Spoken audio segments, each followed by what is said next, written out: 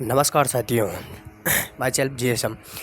अभी हाल ही में आप देख पाओगे कि जो हमारा POK है जो कि पाकिस्तान के द्वारा ऑक्यूपाइड कर रखा है सन 1962 से, उस POK में लगातार से प्रोटेस्ट चल रहे हैं और लगभग ये प्रोटेस्ट बहुत ही उच्च स्तर पर जा चुके हैं और वहाँ पर बहुत मासूम लोग के और युवा लोग हैं जो कि बहुत ख़तरनाक तरीके से प्रोटेस्ट कर रहे हैं। और जो अभी आसिम मुनीर की जो आर्मी है वो उसको डिप्लॉय किया हुआ है और बहुत सारी आर्मी फोर्स को लगाया गया है उस प्रोटेस्ट को दबाने के लिए। वो कोई इंडिया नहीं है कि प्रोटेस्ट को दबाने के लिए केवल लाठी चार्ज करेंगे। वहाँ पर लाठी नहीं, वहाँ पर चलती हैं बंदूक चार्ज होता है वहाँ पर। तो लगभग से आसिम मुनीर की जो आर्मी है उनके जनरल ने उनको मतलब सख्त हिदायत दी है कि प्रोटेस्ट को दबाने के लिए साम दाम दंड भेद किसी भी प्रकार का यूज किया जा सकता है। और आसिम मुनीर की जो आर्मी है उन्होंने लगभग से बिल्कुल मतलब शूट एंड साइड का ही यूज कर रखा है, क्योंकि उनको ऐसा लगता है जैसे कि कोई भी एक छोटा झुंड है, मतलब प्रोटेस्ट का बहुत सारे लोगों का एक अच्छा खासा बन रहा है और उसमें से कोई एक लीड करके बाहर आता है तो वैसे ही वो उसको उड़ा देते हैं।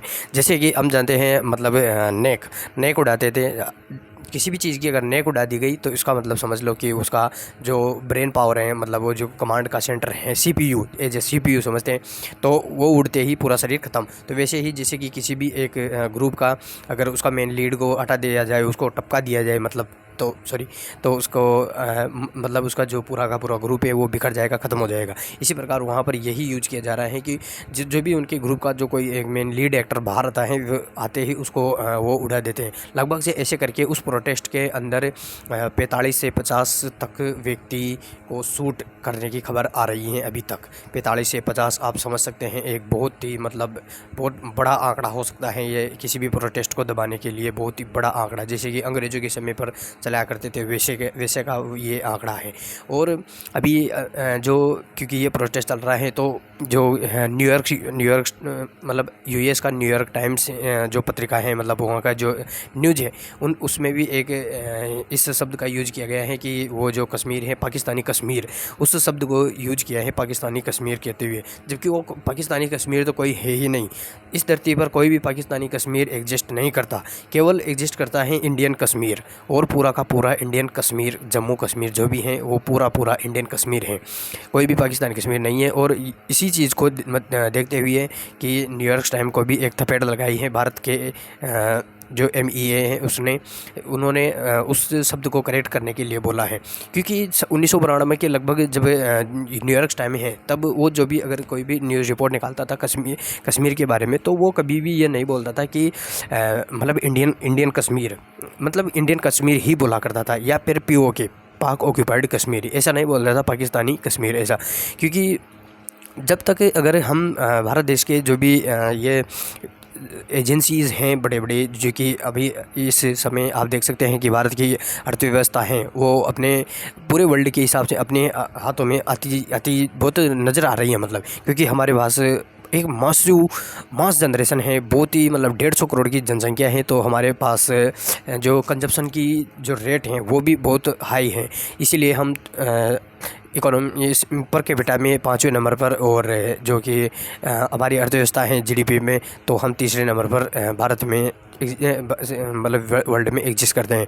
तो इस चीज़ को हमको एक लेवरेज बनाना होगा, और जो कि जो भी US की मीडिया है, और US की ही नहीं विदेशी कोई भी मीडिया है, अगर भारत की जो सॉवरेनिटी को हैस करने की कोशिश करते हैं या किसी भी ऐसे शब्द का यूज़ करते हैं तो मतलब हमें उसको सख्त हिदायत देने की कोशिश करनी चाहिए। क्योंकि जैसे कि अभी चाइना और ताइवान का भी मुद्दा चल रहा है, लेकिन डोनाल्ड ट्रंप है तो जो जब चाइना गए थे अभी बीच में, तो उस समय वहाँ के जर्नलिज्म लोगों ने बहुत से क्वेश्चन किए थे उनको चाइना को लेकर के, लेकिन उनके मुंह से एक शब्द तक नहीं निकला। क्यों? क्योंकि आप जानते हैं क्योंकि US चाइना को एकदम से काउंटर ऐसे नहीं कर सकता। तो वो डोनाल्ड ट्रंप वो जो चाइना के फेवर में ही, मतलब कोई भी शब्द अगर यूज़ करता है तो वो चाइना को अगेंस्ट में लेकर के कोई शब्द का यूज़ नहीं करता। और उसको भारत को ऐसे लगता है जैसे कि डोनाल्ड ट्रंप के आपने कभी कभार भाषण देखे होंगे, कश्मीर में ये डिप्लॉय कर देंगे, कश्मीर में वो कर देंगे, लेकिन वो चाइना के ताइवान के बारे में और चाइना के बारे में कोई भी ऐसा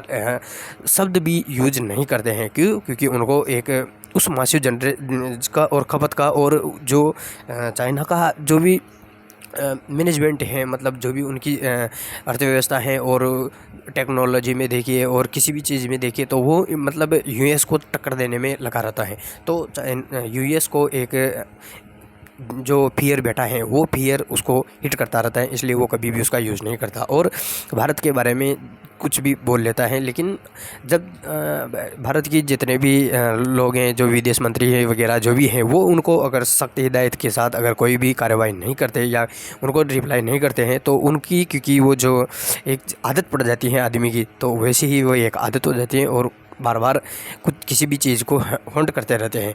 तो इसी तरीके से अभी जो भारत के एमईए ने पहली बार एक एमईए भी का गठन किया है। मतलब तो अगर कोई भी जैसे कि भारत का सोवरेनिटी का अभ्यास करने का ऐसा कोई भी शब्द का यूज़ करता है तो हम भी उसके अंदर जाकर अपना कॉल रजिस्टर कर उसकी रिपोर्ट दे सकते हैं और उसके ऊपर जो भी एक सामान्य कार्यवाही, मतलब जो भी होती है, मतलब वो ये कार्यवाही होगी।